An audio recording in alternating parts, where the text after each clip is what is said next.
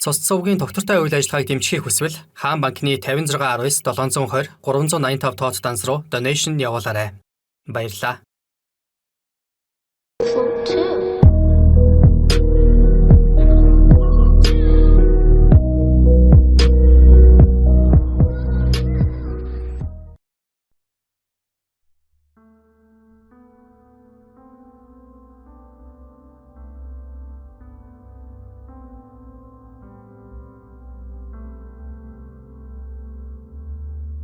Аз жаргалтай зүүдээ манаж байсан шүн дунд арчаагүй ирийн уурын мунхаг архины солионоос болж нэгэн халуун ам бүл галд шатаж түлэгдэн улмаар амиа алдсан харамсалтай хэрэг одоогоос 10 жилийн өмнө гарч тухайн үедээ л нэг хэсэг хүмүүсийн сэтгэлийг сэртхийлгэж байлаа.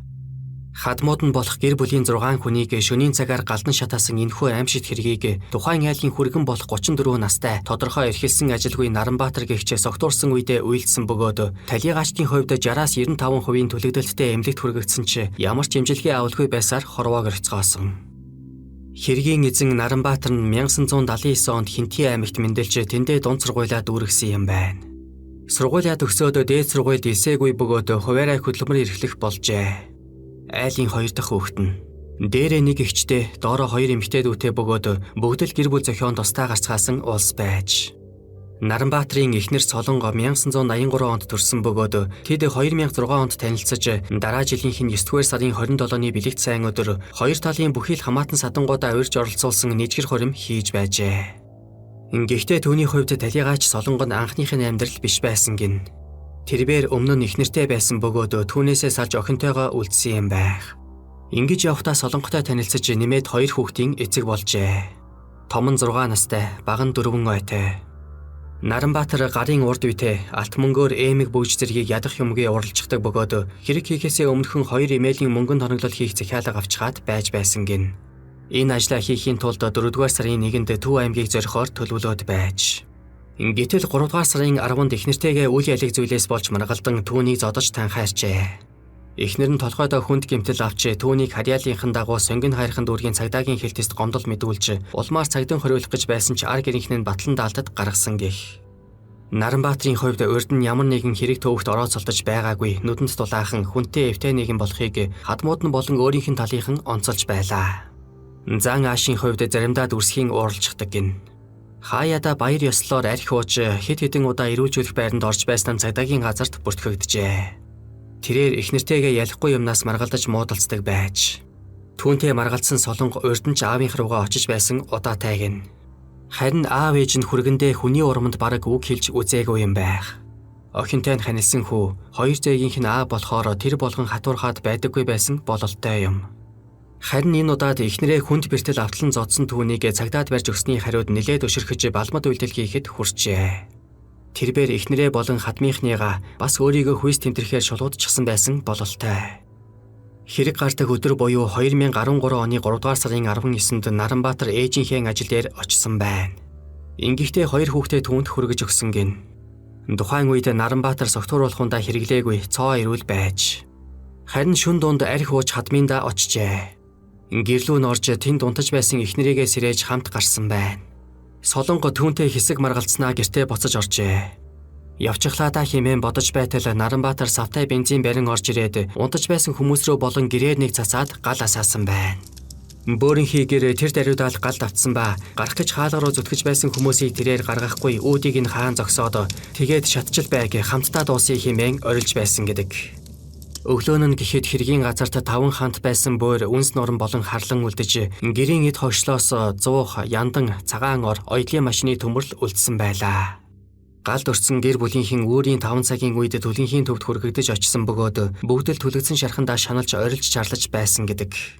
Хэн нь хэн болох нь танигдахын аргагүй үс нь хуйхлагдаж нүүр гар нь тэр чигтээ түлэгдэж харалсан хүмүүс байсан тухай эмнэлгийн ажилтнууд халгалан ярьсан байдаг. Хиншүү хярвас өнөртүүлсэн тэдний хөлийн уул сарвуу гарын алга нь юу ч үгүй түлэгдээд өмөрч унсан байж. Эмнэлгийн хувьд бүрэн хүчээр дайшлан ажиллаж авах ёстой арга хэмжээг дор бүрэн гүйцэтгэн хорлох тайлах, өвчин намдаах, тайвшруулах хэмжлэгээ гэрчимтэй хийж байсан ч нэгэнт гүн түлэгдэлттэй болохоор даралт нь унаж, шээс нь гарахгүй, зүрхний хэмэнд доголдож байсаар хэд хоногийн дотор ар араасаа бүгд өөд болцгоосон байна. Эхлээд ууган хүү бум очир нь нас баржээ. Талигаач дээд сургуулийн оройн ангид суралцаж байж. Маргааш нь гэрийн эзэн өнгөрсөн гин. Тэрээр эмнэлэгт ирснийхээ дараа бусдаасаа хамаагүй сэргэлэн хүмүүстэй харилцан ярилцаж байсан боловч төлөвгүй биеийн байдал нь гинэт муудаж дорцоор хорвоо гэрчээ. Дараагийн өдөр нь отхон охин од гэрлэн нас барсан байна. Тэрээр ангаахын сургуулийн оюутан байж төдөлгүй солонго болоод гэр бүлийн үлдсэн гишүүд нь мөн л ээлж дараалнууд анснаар даш жонхрын гэр бүлийнхэн тэр чигээрээ хорвоо гэрхсэн юм. Харин Наранбаатар өөрөө 40% төлөгдөлттэйгээр мөн л эмнэлэгт хүргэтэн эмчилгээ хийлгэж эхэлсэн бөгөөд түүнийг эмнэлэгт байх хугацаанд нь 2 цагдаа ээжлэн харж байсан гин. Эмнэлэгт ирснийхэн дараа ээж нь түүний өмнө очиж "Хүүмийн даанч явдаа юу хийчих нь энэ вэ?" гэхэд толгойгоо хажуу тийш нь эргүүлж нүдэн анин "Би өнгөрсөн хүн" гэснээс өөр юу ч хэлээгүй гинлээ. Тэрээр 4 удаа хагалгаанд орсон бөгөөд нөхөн сэргээх боломжгүй хэмээн 3 хурууг нь тайрчээ. Түүний хувьд эмнэлэгт байхдаа амиа хорлох гэж оролдсон мөн сэтгэл санааны хувьд эрүүл бус байсан талаар эмнэлгийн ажилтнууд хэлж байсан юм. Ээж эгчдүү нар нь ээжлэн түүнийг сахиж байсан хэдий ч ар араасаа цувран амиа алдаж байсан нэг гэр бүлийнхнийг хараад ийм хүнийг асарч сахиж чадахгүй хэмээн орхиж явж байсан удаач би эмгэнлээ. Ямар тач Наранбаатарын биеийн байдал дээрдэж төдөлгүй цагдын хорих 461-р анги руу шилжсэн бөгөөд эрүүгийн хуулийн 91-ийн 1-р зүйл заалт буюу хүнийг санаатайгаар алсан, мөн 91-ийн 2-ын 3 өс хонзонгоор буюу ойрын төрөл садангийн хүнээ алсан гэх үндслэлээр анхан болонд авч заалдах шатны шүүхээс түүнд 25 жилийн хорих ялыг чанга тэглэмтэй хорих ангид идүүлэхээр шийдвэрлсэн байдаг.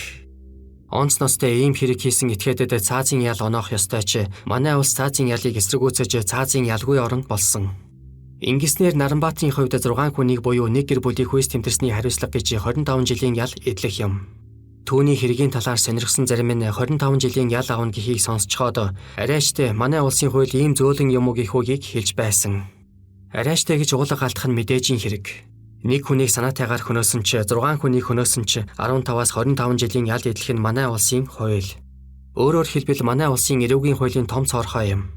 Хэрвээ манай улсын хууль дээрх зүйл заалтыг өөрчилж хууль дотор наривчилж өгсөн бол онц ностой гэмт хэрэг хийх этгээдүүд ингэтлээ ихсгүй байсан байх. Ингэхдээ үүнээс хойш эрүүгийн хуульд өөрчлөлт орж бүх насаар нь хорих заалт нэмэгдсэн юм гэсэн. Бас түүнийг өмнө нь эхнэрээ зодож танхаарч байхад нь цагдаа нар хорж цагдсан бол ийм зүйл болохгүй байсныг хохирогчийн талаас дахин хэлж гомдлож байв. Уг нь бол шатхууны гил амсартай савнд худалдаалахыг хориглосон байдаг. Гэтэл Наранбаатар гэгчээр башар санаагаа хэрэгжүүлэхийн тулд хайлаастын уул руу шөнө дөлөөр савтай бензин бариад очсон байх юм. Уг нь эрүүл хүн бол уул руу өсөх энэ хооронд уур бухимдал нь намдаж ийм аимшигт хэрэг хийх санаагаа үлдэн хөөж болохоор хугацаа зарцуулна. Гэтэл тэр тэгсэнгүй.